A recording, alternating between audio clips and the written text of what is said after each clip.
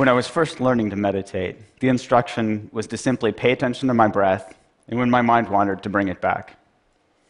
Sounded simple enough, yet I'd sit on these silent retreats, sweating through t-shirts in the middle of winter. I'd take naps every chance I got because it was really hard work. Actually, it was exhausting. The instruction was simple enough, but I was missing something really important. So why is it so hard to pay attention? Well, studies show that even when we're really trying to pay attention to something, like maybe this talk, at some point about half of us will drift off into a daydream or have this urge to check our Twitter feed. So what's going on here? It turns out that we're fighting one of the most evolutionarily conserved learning processes currently known in science, one that's conserved back to the most basic nervous systems known to man. This reward-based learning process is called positive and negative reinforcement, and basically goes like this. We see some food that looks good. Our brain says, calories, survival. We eat the food, we taste it tastes good. And especially with sugar, our bodies send a signal to our brain that says, remember what you're eating and where you found it. We lay down this context-dependent memory and learn to repeat the process next time. See food, eat food, feel good, repeat. Trigger, behavior, reward. Simple, right? Well, after a while, our creative brains say, you know what? You can use this for more than just remembering where food is. Next time you feel bad, why don't you try eating something good so you'll feel better? We thank our brains for the great idea. Try this and quickly learn that if we eat chocolate or ice cream when we're mad or sad, we feel better. Same process, just a different trigger. Instead of this hunger signal coming from our stomach, this emotional signal, feeling sad, triggers that urge to eat.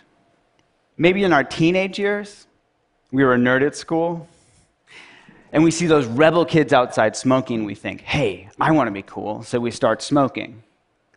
The Marlboro Man wasn't a dork, and that was no accident. See cool, smoke to be cool, feel good. Repeat. Trigger, behavior, reward. And each time we do this, we learn to repeat the process, and it becomes a habit. So later, feeling stressed out triggers that urge to smoke a cigarette or to eat something sweet. Now with these same brain processes, we've gone from learning to survive to literally killing ourselves with these habits. Obesity and smoking are among the leading preventable causes of morbidity and mortality in the world. So back to my breath. What if instead of fighting our brains or trying to force ourselves to pay attention, we instead tapped into this natural reward-based learning process, but added a twist? What if instead we just got really curious about what was happening in our momentary experience? I'll give you an example. In my lab, we studied whether mindfulness training could help people quit smoking. Now, just like trying to force myself to pay attention to my breath, they could try to force themselves to quit smoking. And the majority of them had tried this before and failed, on average 6 times. Now, with mindfulness training, we dropped the bit about forcing and instead focused on being curious. In fact, we even told them to smoke. What? Yeah, we said, go ahead and smoke. Just be really curious about what it's like when you do. And what did they notice? Well, here's an example from one of our smokers. She said, mindful smoking smells like stinky cheese and tastes like chemicals. Yuck. Now, she knew cognitively that smoking was bad for her. That's why she joined our program. What she discovered just by being curiously aware when she smoked was that smoking tastes like shit. Now, she moved from knowledge to wisdom. She moved from knowing in her head that smoking was bad for her to knowing it in her bones. And this spell of smoking was broken. She started to become disenchanted with her behavior.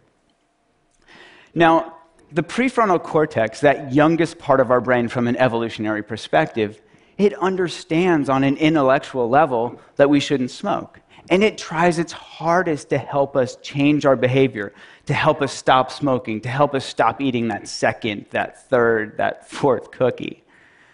We call this cognitive control. We're using cognition to control our behavior. Unfortunately, this is also the first part of our brain that goes offline when we get stressed out. which isn't that helpful. Now, we can all relate to this in our own experience. We're much more likely to do things like yell at our spouse or kids when we're stressed out or tired, even though we know it's not going to be helpful. We just can't help ourselves. Now, when the prefrontal cortex goes offline, we fall back into our old habits, which is why this disenchantment is so important. Seeing what we get from our habits helps us understand them in a deeper level, to know it in our bones, so we don't have to force ourselves to hold back or restrain ourselves from behavior. We're just less interested in doing it in the first place. And this is what mindfulness is all about. Seeing really clearly what we get when we get caught up in our behaviors, becoming disenchanted on a visceral level, and from this disenchanted stance, naturally letting go. This isn't to say that, poof, magically we quit smoking, but over time, as we learn to see more and more clearly the results of our actions, we let go of old habits and form new ones. The paradox here is that mindfulness is just about being really interested in getting close and personal with what's actually happening in our bodies and minds from moment to moment. This willingness to turn toward our experience rather than trying to make unpleasant cravings go away as quickly as possible. And this willingness to turn toward our experience is supported by curiosity, which is naturally rewarding. What does curiosity feel like? It feels good. And what happens when we get curious? We start to notice that cravings are simply made up of body sensations. Oh, there's tightness, there's tension, there's restlessness, and that these body sensations come and go. These are bite-sized pieces of experiences that we can manage from moment to moment, rather than getting clobbered by this huge, scary craving that we choke on. In other words, when we get curious, we step out of our old fear-based reactive habit patterns and we step into being. We become this inner scientist where we're eagerly awaiting that next data point. Now, this might sound too simplistic to affect behavior, but in one study we found that mindfulness training was twice as good as gold standard therapy at helping people quit smoking. So it actually works. And when we studied the brains of experienced meditators, we found that parts of a neural network of self-referential processing called the default mode network were at play. Now, one current hypothesis is that a region of this network called the posterior cingulate cortex is activated not necessarily by craving itself, but when we get caught up in it, when we get sucked in and it takes us for a ride.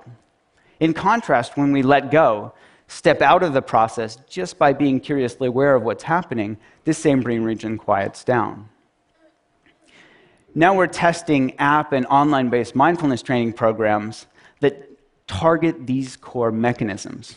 And ironically, use the same technology that's driving us to distraction to help us step out of our unhealthy habit patterns of smoking, of stress eating, and other addictive behaviors. Now remember that bit about context-dependent memory? We can deliver these tools to people's fingertips in the contexts that matter most. So we can help them tap into their inherent capacity to be curiously aware right when that urge to smoke or stress eat or whatever arises. So if you don't smoke or stress eat, maybe the next time you feel this urge to check your email when you're bored or you're trying to distract yourself from work, or maybe to compulsively respond to that text message when you're driving, see if you can tap into this natural capacity. Just be curiously aware of what's happening in your body and mind in that moment. It will just be another chance to perpetuate one of our endless and exhaustive habit loops, or step out of it. Instead of see text message, compulsively text back, feel a little bit better, notice the urge, get curious, feel the joy of letting go, and repeat. Thank you.